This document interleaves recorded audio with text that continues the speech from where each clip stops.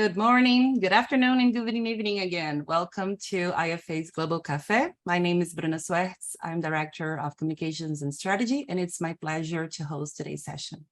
We have a very promising and lively discussion today about storytelling, and I'm looking forward to it. So just for housekeeping rules, please be aware that we're recording the session. We're also live streaming it on Facebook in our channel. You will have all this information in our chat function, which I please encourage you to use if you have any questions. They will be addressed by the end of the session by our moderator, Roxana, who I have the pleasure of handing the word to. Absolutely. Well, thank you very much, Bruna. And hello, everyone. Again, good morning, good afternoon, and good evening, dependent on your geographic location, of course. My name is Roxana, and I am a project officer here at the IFA. Very pleased to be moderating today's Global Cafe. So this week, I have the true honor of introducing Professor Victor Kuperman, Associate Professor at McMaster's University, and Ms. Nancy Siciliana, Program Manager and Organizer on the Niagara Stories project, to discuss the very important and relevant topic of the impact of storytelling on isolation in older adults. So as background, Victor is a professor in the Department of Linguistics and Language and the director of the Reading Lab at McMaster's University in Canada. His research focuses on statistical and experimental methods in language research, and he has done work investigating how the pandemic has affected the social mobility of vulnerable segments of the Canadian population. And Nancy has completed degrees in English literature, the humanitarians, and adult education, and is a longtime volunteer supporting adult literacy, which has led to the development and creation of the Seniors Computer Lab project for Niagara Regional Housing residents. In 2021, Nancy and Victor collaborated to launch Niagara Stories to bring students and older adults together in weekly workshops to create and share their stories. I do encourage folks to check out the chat for more details of each respective speaker's biographies. And so very excited to have you both here with us today, Victor and Nancy. And I now hand the floor over to you. Thank you very much. Thank you, Roxana. Thank you to the thank you for the opportunity to speak to such a broad and engaged audience. I know that at least many of you are engaged because it's so early, but you've come to this meeting, and I would truly appreciate it. So I wanted to talk a little about the background of the Niagara Stories project, and in a sense my own personal evolution with respect to the issue of storytelling during the pandemic times. I'm a linguist by training, so my focus is on how language expresses emotional and cognitive states of people. What can we learn about their beliefs, attitudes, concerns from the way people speak or write? So in 2019, this focus brought me and my colleagues to the topic of loneliness and social isolation among older adults. And the reason is that even before the pandemic, close to 30% of seniors in Canada reported experiencing extreme loneliness and social isolation. And this is not a joke, this is medically relevant. The impact of severe social isolation is shown to be equivalent to smoking 15 to 20 cigarettes a day, as far as the impact on health is concerned. But the problem that professionals have in fighting against loneliness and social isolation is that these conditions are often stigmatized. Not everyone is willing to admit to feeling lonely or to being isolated if we ask them point blank. So we wanted to find a non-invasive way to evaluate this threat of extreme loneliness without potentially embarrassing questionnaires. So we thought this, what if we can ask people to write us stories and analyze these stories, as linguists do, for markers of loneliness? If we can identify elements of language that are used differently by people who feel more lonely or isolated and people who do not, maybe we can use the stories they produce as a screening tool, a tool that can point to individuals who suffer from loneliness and the medical complications of it. If it works, then doctors and social workers could avoid asking people uncomfortable questions. Instead, they would ask them to write a story, and ideally our tool would diagnose a potential problem based on the story that people have produced. So that was the premise of our study in 2019 when we started data collection. That was 1 year before the pandemic. Then in 2020, the pandemic happened, and the issues of loneliness and social isolation in older adults acquired a whole other dimension, a whole other significance. We continued our project. We regularly collected stories throughout the 2 years of the pandemic, and ultimately we collected stories from close to 2,000 Canadian and American older adults. As the pandemic unfolded, the stories changed as well. We were able to learn a lot. On the emotional side, we saw a steep increase in negative emotions in the stories compared to the pre-pandemic levels. We saw more words expressing sadness, anger, disgust, and so on. And we also saw the dynamics of change. I'm happy to say that we gradually, the stories gradually went back to the pre-pandemic level of optimism around March 2022. So 2 years after the global lockdown, we're about the same level as in March 2019, prior to the pandemic. The final finding that I'll speak about now is that we found that it is indeed possible to differentiate between people who feel lonely or live alone or have few social contacts with people from people who live with a partner or family and are embedded in active social circles based on the language they use in their stories. We never get a 100% precision in these in our predictions, but if we have a story, we have about a 70% success in identifying people in danger of severe loneliness and social isolation. So we're looking forward to developing this finding into a screening aid that might help professionals who work with older adults. I'm happy to talk more about these and other findings later on if there are questions. So we saw some success in pursuing our academic goals. And in all these efforts, the focus was on the product of storytelling. Right? We collected stories, we analyzed them as texts. And to be frank, I didn't have much interest in storytelling as a process that has its own value. But this changed. I started as a numbers guy, and I moved to to being a story guy in a sense, because with time I realized that the actual process of storytelling is at least as interesting and important as the stories that it produces. This realization first came from the comments that our writers chose to leave to us. They thanked us profusely for the opportunity to share their experiences, to voice their concerns or achievements, to be heard.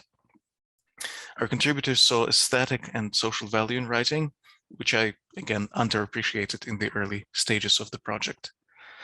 So to cultivate the healing that our participants said they felt through storytelling, we developed an online app named Writ Large. It has an extremely simple design, which allows even individuals with minimal skills, technological skills, to contribute their writing and read stories by others. We had focus groups that pointed to the optimal design and setup to use. This dimension of the project really took shape when we got contacted by community groups and organizations that needed an online app to support their intergenerational writing programs. So while we had some other initiatives, I will concentrate on the Niagara Stories project. We collaborated with 2 Canadian-based organizations, Cyber Seniors and Seniors Computer Lab, represented by Nancy, my research partner. And we created an intergenerational virtual writing program in the Niagara region of Ontario. I will leave most of the content for Nancy to talk about. But indeed, the idea was that volunteers from local high schools and universities would meet weekly online with seniors from the region for about 10 weeks. And in the meetings, they would discuss a topic of their choosing. And during the week or between the meetings, they would write stories in the app. So the writers would contribute life stories about their past, about their present experiences. They would share tips about how to stay creative and active. And they formed a true social circles, as they told us. Now, a critical part of the project that I will mention only briefly is the thorough training in digital tools and literacy that volunteers provided to older adults. Effectively, all we needed from an older adult, a senior participant, is to make a phone call to cyber seniors, and from that moment on, the volunteers would take these people through all the steps on how to turn on the device, how to use Zoom, how to copy, save, paste the text, and how to use the app for storytelling and sharing. This combination of digital literacy training and creative activity proved to be very effective. Many older adults said that because they had personal help and because they had a very clear end goal, that helped them remove the fear of technology, right? And so we were able to reach to people on the other side of the so-called digital divide. So people who don't have the means or the knowledge to use technology to communicate with their loved ones or participate in social circles while in isolation. The benefits were straightforward. Our participants felt connected and heard. They enjoyed spending regular time with younger volunteers, and they acquired the means to stay connected to their families and friends through technology, even outside of the writing program. Volunteers reported as well that the experience of Niagara stories positively changed their view of age and aging. So broke through some stereotypes that they might have had. And of course, they felt rightly that they're making the difference in the pandemic world.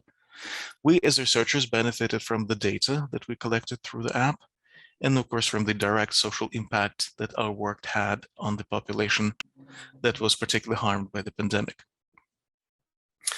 As the next step, just to conclude, we are actively looking for additional groups and organizations and individuals who are interested in writing programs.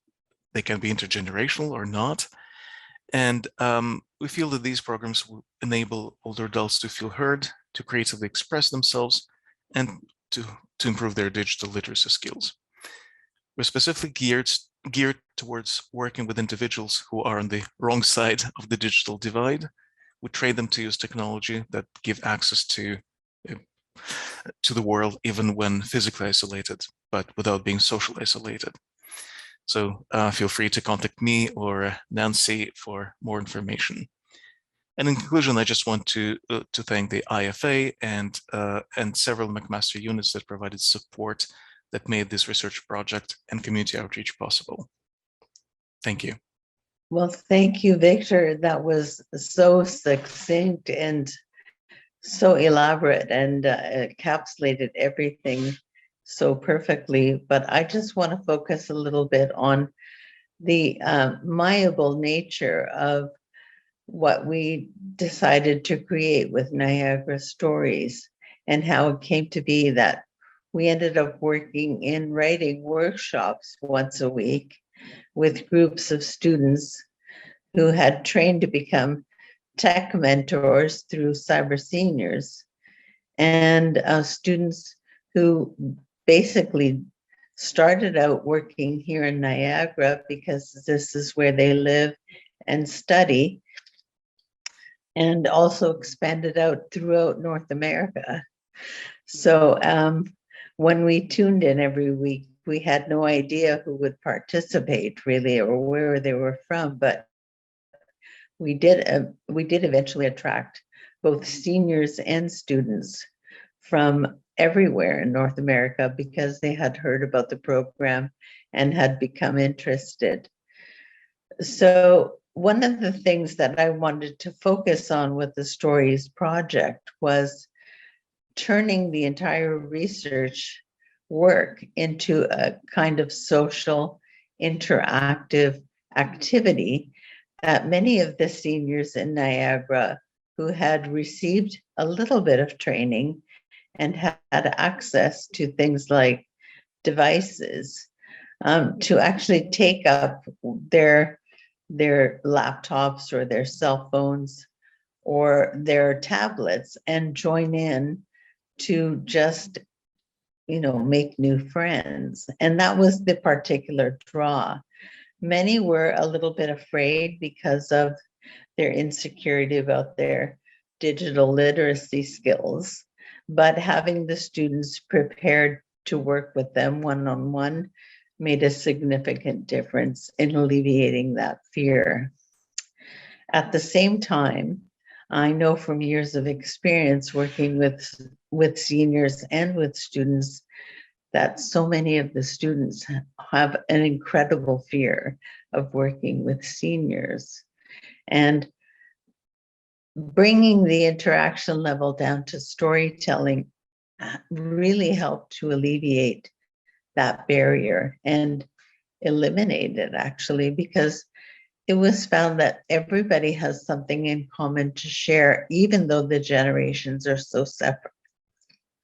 And what became very clear and a little ironic to me was, here we were gathering to study isolation and its effect on seniors. But every single one of the students involved, many who were new students in new situations at university, were also telling me about how isolated they felt. So it was a common experience that became one of the first things that people talked about together. In our workshop, the learning to use the apps was very easy. However, some of the finer skills that most of us take for granted, such as uploading files, for example, or typing even, some of those things were out of reach for our seniors. So it was very helpful for them to have the tech mentor students right in the workshop where they could interact together and create together. And in our workshop, we focused on becoming friends first, writing together, and then commenting on that writing in a way where people would feel heard and appreciated for what they were sharing. And that was the key to engendering the conversations and the relationships that built up from that writing. So ultimately, this was an interesting 10-week experiment where people participated when they were free to do so. They came in and out of the workshops every week if they were available. They met someone new every week, people from all over North America, and in many cases from all over the world, and learned a little bit about this community online. And the focus really did become about building that community. To this day, some of the students and seniors who were supporting each other in the workshop continue to write and to be friends. And that was, I think, the particular goal of my work, other than actually getting people to participate. So I was happy to see that happening. I'm looking forward to expanding the program and maybe changing a lot of what we did, because as I said, this was a whole experiment. And we had an opportunity to learn what was more effective and more supportive in terms of getting people to tell their stories and to share that little bit of themselves with each other. And we can move forward with the experience that we've gathered from that. At the moment, I am trying to think about ways that we can incorporate this online writing community or storytelling community to serve different groups that are interested in taking part in Niagara Stories type of research. For example, we have a benevolent foundation in a neighboring town. They are very interested in finding out exactly what their patrons experience or what their clients experience through their programs.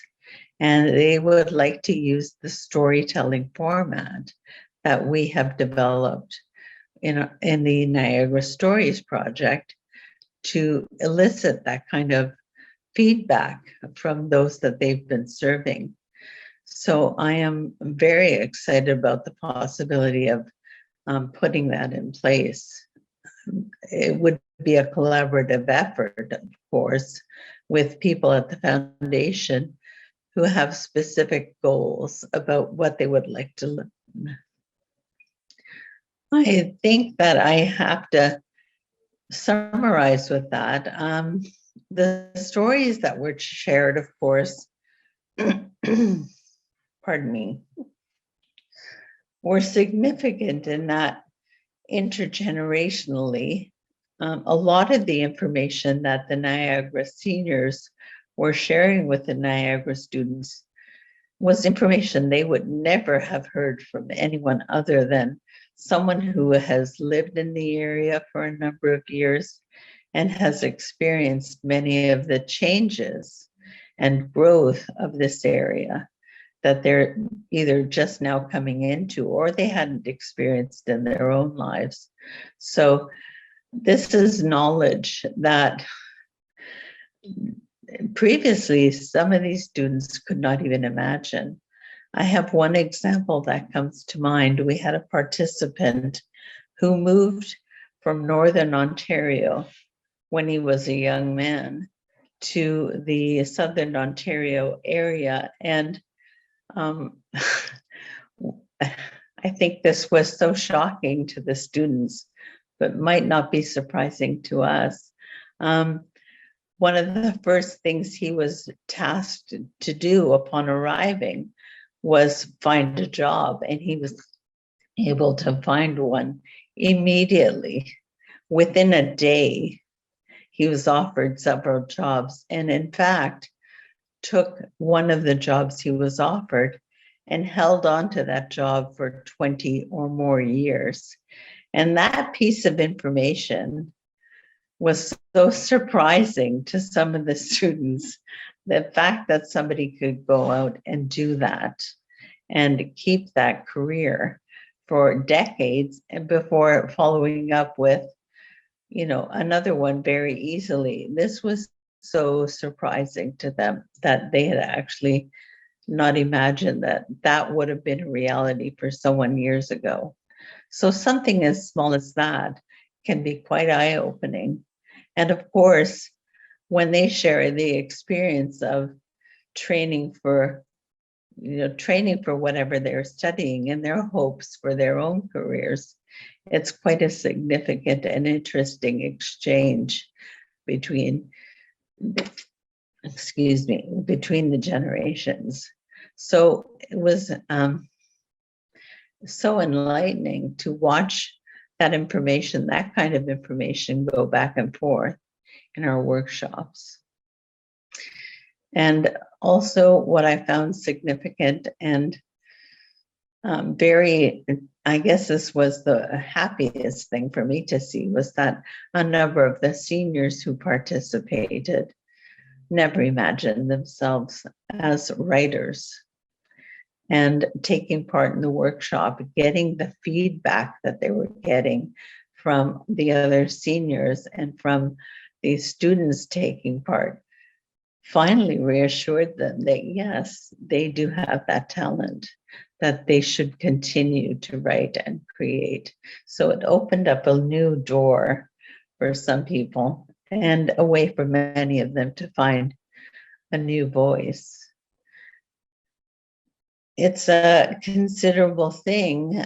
What we really wanted to accomplish was to get people back together, even on a virtual basis.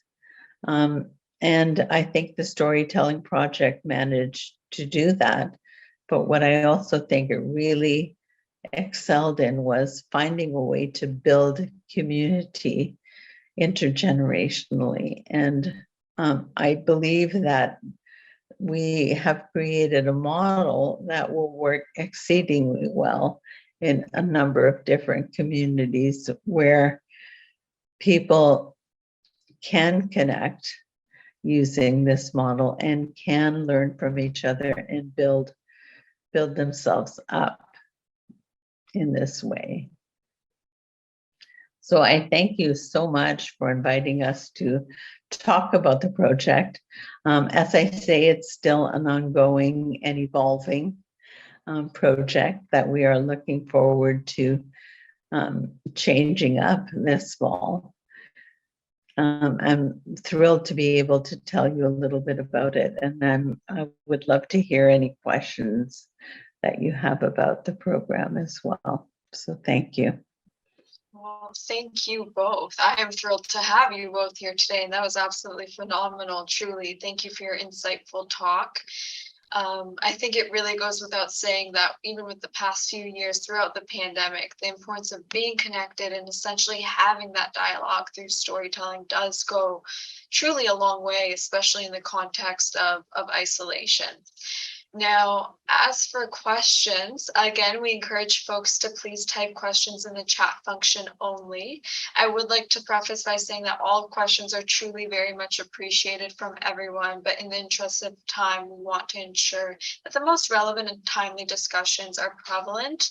And with that, looking at the first few questions, I'm going to actually combine some of them. So coming from Lydia Manahan and Shmuel Gavrilshalmi, my apologies for any mispronunciation, and thank you again for both of your questions. But essentially, Victor and Nancy, would you be able to answer if you could share with us some of the challenges of the program, especially considering the COVID-19 pandemic? That would be fantastic. And thank you again, Lydia and Shmuel, for your questions. Victor, do you want to go ahead and I'll follow? Sure, I'll start. Thank you, Nancy. So the challenges are numerous, of course, and perhaps the biggest one is this, right? For any technologically based program, the challenge is how do we reach out to people who do not use technology or are on the brink, right? Or are on the verge of maybe being able to use it, but not having the means or the knowledge. So so the Niagara stories addressed it in a major way by preparing the volunteers for the training. So, you know, effectively, if a person could call, right, make a phone call from that moment on, assuming that they have the device, they would be led through all the steps. Now, we are also working now on actually providing some community members with devices that would allow their participation. Yeah, so that's one challenge that comes to mind. Nancy? Yes, that is a major one. And during the pandemic, when I was working with cyber seniors, we did get funding to provide over 250 devices throughout Niagara's senior community. So we had that in place. One of the other major, I would say it is the biggest factor. So many seniors would love to be able to learn how to use these devices, but the main problem is access to the reliable and affordable internet. A big part of my work included reaching out to local service providers to see if they would actually install affordable internet on the buildings where many of my seniors lived. And that was a struggle I started in 2016, believe it or not. But in 2021, I did manage to get Niagara Regional Housing to okay the installation of one company's technology on their buildings so that they could bring the price of the internet access down to $10 a month, which for some people would be much more, it would just make it much more affordable. But I would have to say that is the largest problem. And people really do have a desire to learn. They see that using a tablet or using a computer does connect them to people and family and friends everywhere. And they know they can learn it. But that one particular reality continues to be evasive here in Niagara. I'm not sure how that is elsewhere in the world, but it should be more widely available to people of every income level. Once that is secured and people do have the ability to afford it, and they do have a device, and they do have someone that they can learn from and they feel comfortable learning from, then everything falls into place. Absolutely. Well, thank you both very much. Our next question is from Holly Odoardi. Holly, may I please ask you to unmute to ask your question? Good morning and thank you. I was curious if long-term care homes were participating in this great work that you're doing, knowing that what's happened with our residents across the province and across Canada and really the world with isolation, and this work that you are both doing is absolutely amazing to hear. So just curious about that congregate setting. I'm just going to go ahead and jump in with this one. We absolutely did reach out to so many of the long-term care homes throughout Niagara. And again, I would have to say, I'm shocked I have to tell you this, but some of the long-term care homes do not even make internet access possible. So it's difficult for people who don't have that in place or who can't afford that in place in those long-term care homes. But we did reach out to participants everywhere. And over the past 2 years of the pandemic with cyber seniors, we did make connections at many of the long-term care homes to invite their residents to reach out to learn how to use their devices. And we also distributed devices to them. So I would have to say we have made the efforts. However, it seems very clear to me that many of the seniors were still living independently. They were either living at home with family members or on their own. And those seem to be the ones we attracted more than anything. I really wish that we could have had more feedback. And that's also something to work on going forward. We may be more effective if we do something that can be done partly in person, partly virtually. We'll have to see going forward how we can make that work. Thank you. Next, we have Lev Gorman. If I could please ask you to unmute yourself, Lev. Thank you so much for your introductions. It's a very important topic, of course. A couple of questions.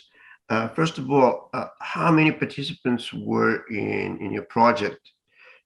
Just could you please quantify the number of people from both sides, from the participants and on your side, on university side? We did keep track. I think we had I don't have the numbers in front of me, unfortunately, but I would say we had over 80 participants in total.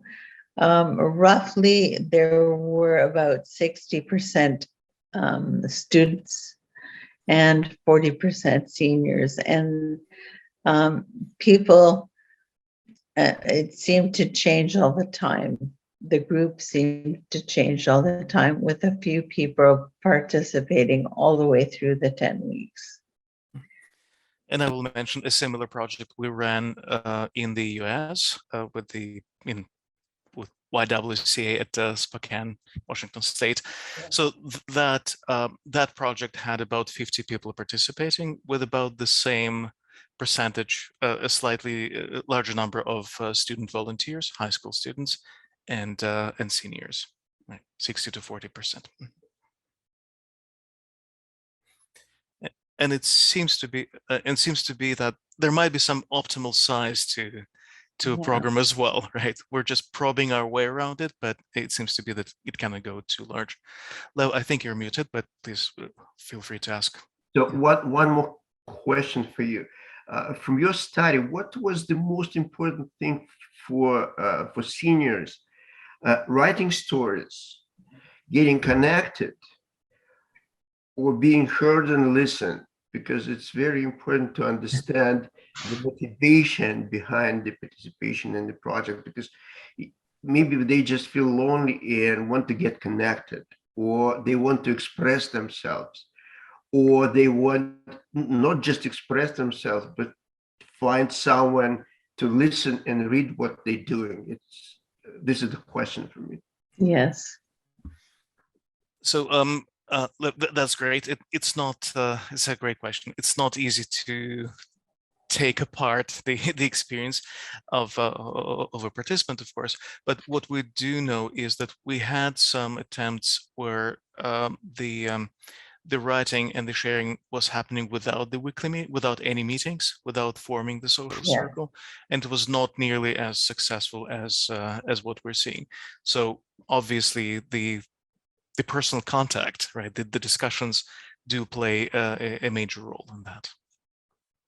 Yes, and I do think also that, I would I would put a little hierarchy in your list of options there.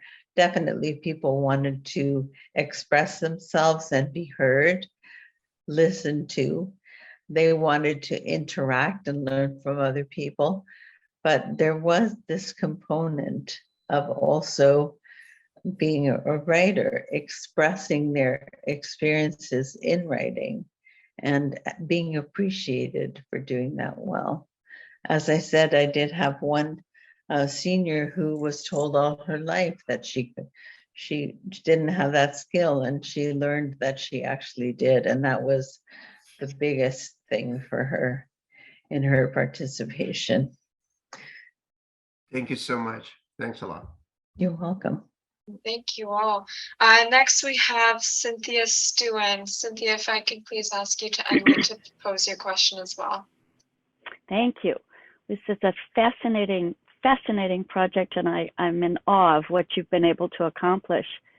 My question is, were there themes or parameters set for when the sessions would come together for writing, just to sort of trigger, today we're going to write about, or can you tell us about, or something? And then also, were there any topics that were sort of advised to, let's leave politics alone, for example? So I just wondered if you had any of those how you did that. Thank you. Let me answer this one. Every week I did design a social media post saying, this week's topic will be, and everyone thought, well, that's great, but once we got into the workshops, the topic became whatever people wanted to discuss. And I don't recall ever focusing on the theme. So it just sort of went its own way. And that was just so perfect, in my opinion, as things sort of picked up their own momentum and everybody moved along with it. So I think they were helpful to get out there so people knew to take part, but then they were roundly ignored and things went the way they went, and it was just fine too. So Great. As for no topic, I was so afraid of some topics, especially politics coming up, because it can be so divisive. However, the topic never did come up. People were not focused on things like that. Maybe I was very, very lucky, but it just didn't come up. But I do understand that you have to go in, maybe encouraging people to write what they want to write, to present what they want to present in their writing, and asking others to comment on what they appreciated about that, maybe in a way, and so that they can focus more on the expression rather than having it lead to discord in the group. But that's it's something that I know I'm going to have to face at some point, and we will have to see what results. It just didn't come up in our groups, thankfully. Great. Well, thank you. We have another excellent question in the chat by F. Shaman, in which it says, can we access further information on how we could use the principles of the model in different settings? Right. The easiest way, of course, is to connect with us, and we'll be happy to share everything we know. Because the project is so young and so much in development, we don't have anything written up formally yet. This is a goal, and as an academic, I have to produce and gladly produce peer-reviewed publications and all that. So the whatever we learn from the project that we will start in the fall will be converted into guidelines that will be made open. But at this point, it's mostly in our heads, in our intuitions, in the intuitions of our student volunteers and participants. So please connect. We'll share what we know. Absolutely. Thank you for that. May I ask Mary Manandhar to please unmute as well and ask your question? Thank you. Thank you so much. I'm really enjoyed that description of your project, and it's always lovely to hear new ways of capturing lived experiences. And in fact, going back to the oldest form of sharing those experiences through storytelling. And this focus on intergenerational storytelling obviously goes back to the earliest human cultures. So I was also interested whether you involved any Indigenous peoples of any generation in that, and would encourage you to contact me. The UN Decade of Healthy Aging has its own website and knowledge platform where we're trying to encourage people to share their practices and share their experiences and share their learning. It doesn't have to be in an academic published format. And we have a new format called Reports from the Field. And I think that what you've just described would be so inspiring to get out there even before it's published. It doesn't have to be referencing any academic journals. So just really encouraging that for you to contact us. The other thing I wanted to share is that, have you considered going beyond the written form? For example, drawing in methods of filmmaking. Yes. We have just done a pilot project with Help Age Canada on Manitoulin Island with Indigenous peoples.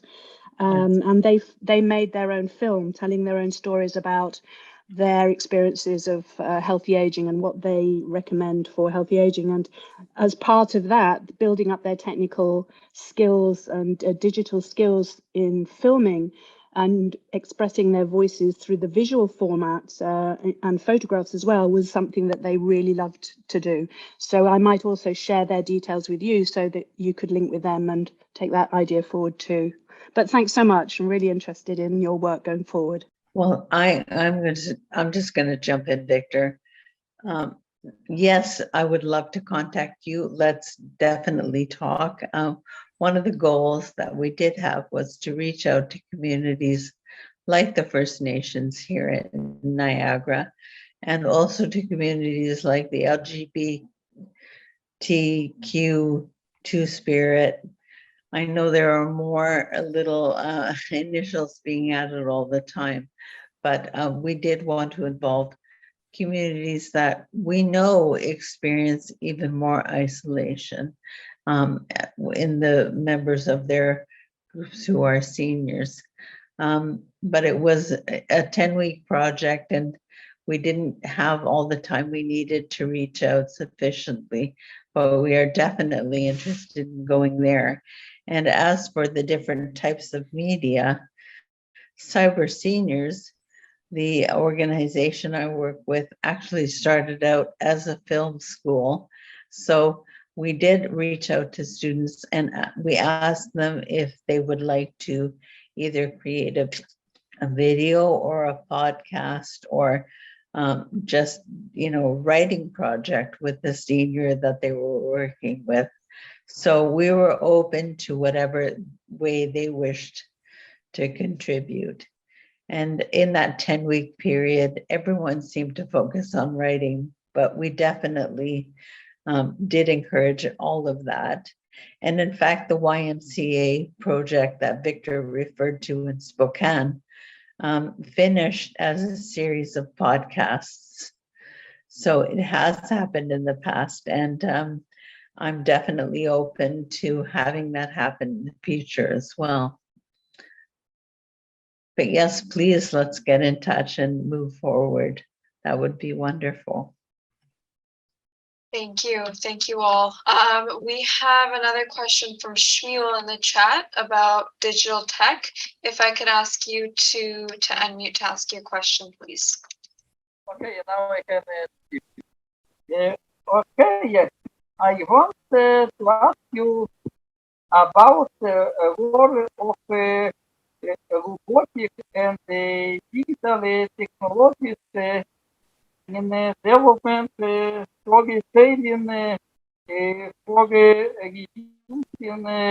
for reducing isolation in adults and older people. Thank you very much for that question. Yeah, a great question. So the role of robotic and digital technologies in development storytelling for reducing isolation in adults and older people. And I think this will actually be our last question because we are slowly creeping up on the 8 a.m. mark. Okay. So technologies are definitely at the core of this effort, and I can foresee that something like speech to text for many will be an excellent tool to participate, even in light of perhaps some limitations. And I can think of a few more technological tricks, quote unquote, that would just enable participation for those who would otherwise be left out. And Yes. so we hope to see this happening, technology develop at pace with our needs. Nancy, please. Yeah, absolutely. Something that we're all taking for granted right now is Zoom, as simple as that. That has actually eliminated so many barriers on its own, just working digitally. And so that becomes, the digital skill involved in learning how to use that particular program alone has become life-saving for people, especially seniors. So it is vital. Even on that level, that simple level has made all the difference. Phenomenal. Thank you very much, everyone. Thank you for the great questions asked, as well as the incredible discussions, and of course our speaker today. So this Global Cafe does cap a very important topic of drawing attention to the value of storytelling, especially within isolation. And in a few sentences, may I actually ask both of you, Victor and Nancy, to just tell us your key takeaway for today to share with us all. Well, I'll go ahead, and I'll be very brief. It's a very cliched thing to say, but stories really are all we have. And as a way of connecting with each other and creating the relationships that we build communities on, stories are fundamental. We are, because of the pandemic, in a situation where it's so difficult for people to even relate to each other one-to-one. But if we can figure out how to make it happen, even digitally, then we can continue to be connected to each other, care about each other, and make life as well and healthy as possible for each other going forward. Great, Nancy. And I would just say, sign up for a writing program or a creative program of some sort, even if you feel that you don't have the time, even if you don't feel that you don't have the talent or the audacity to make yourself heard. The fear will be overcome, and the benefits from the creative expression and from being engaged actively, cognitively, and socially with other people, like-minded people, and across generations. Often these benefits outweigh all the inhibitions that or barriers of other sort that one might feel. Incredible. Well, thank you. Thank you very much. Stories are all we have. That quote really stuck out to me, and I think it captures a lot of today's discussion and what we spoke about. And in closing, I would like to remind everyone to check our website regarding next week's topic and expecting invitations in the coming days. However, before signing off, thank you. Thank you to the incredible discussions and especially my colleagues at the IFA who helped to organize this global cafe every week. In particular, Ms. Bruna Swartz, thank you. I could not have done anything without you.